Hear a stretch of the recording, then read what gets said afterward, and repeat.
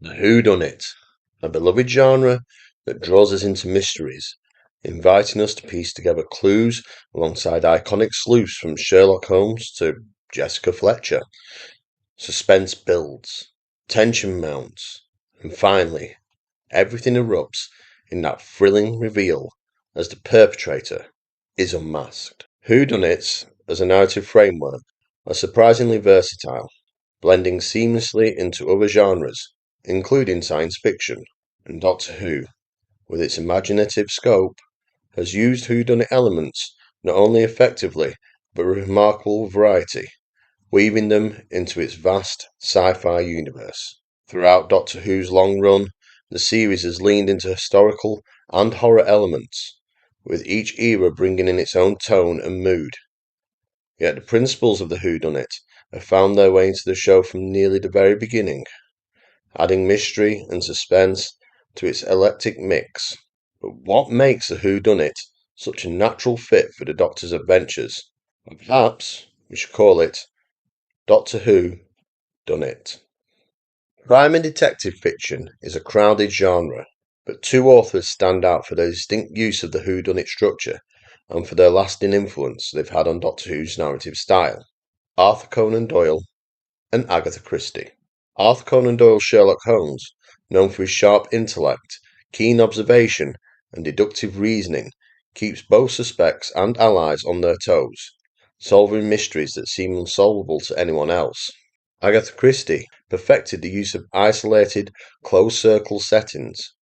Works like Murder on the Orient Express, The Mousetrap, and The Murder is Announced create tense, claustrophobic atmospheres by isolating characters where mystery and suspense grow with every clue.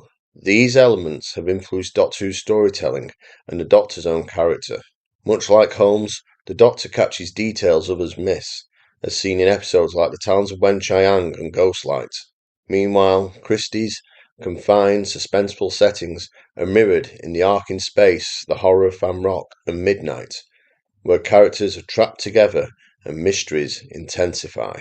Beyond character and setting, Doctor Who weaves whodunit elements into its stories in a uniquely Whovian way. Some stories serve as direct homages to Doyle and Christie. In The Talons of Wen-Chiang, the Doctor channels Holmes himself, from his approach to investigations down to his Victorian attire, as he uncovers the mystery of disappearing women in London.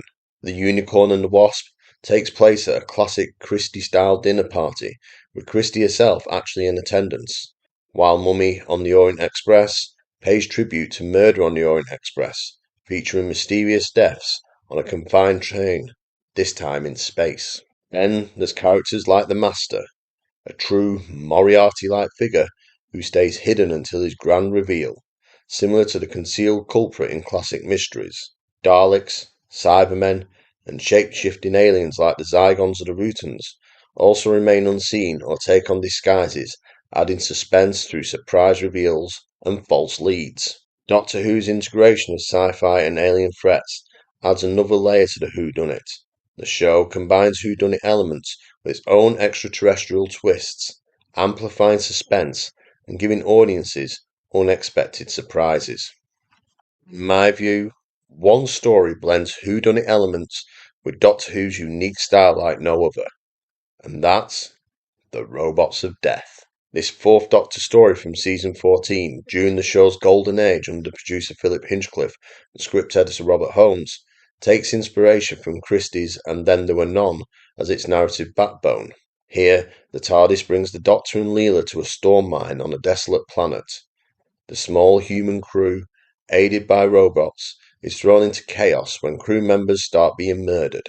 Though it's clear the robots are executing the murders, the real mystery is who is programming them to kill. Parallels to Agatha Christie's story are clear. Both unfold in isolated settings, the storm mine and a secluded island, and feature a confined group of people picked off one by one, escalating tension and suspicion. This isolation sharpens the suspense, driving the classic "Who's Next" anticipation. The Robots of Death cleverly uses its title to misdirect viewers. Although robots are committing murders, they're presumed safe, programmed never to harm.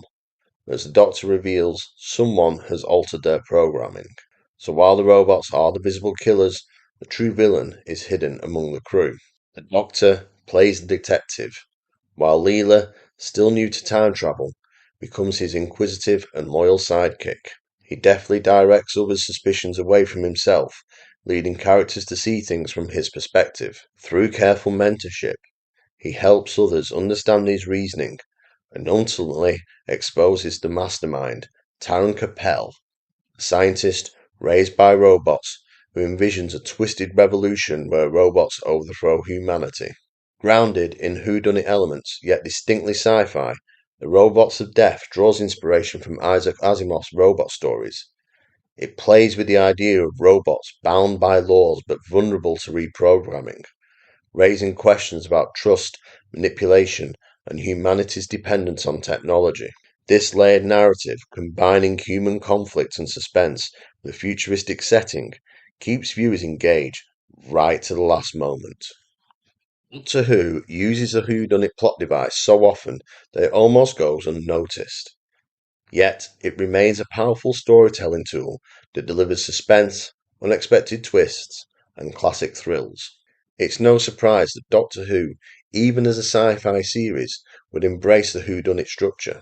This versatility lets Doctor Who stretch beyond traditional sci-fi, engaging fans across age groups and demographics.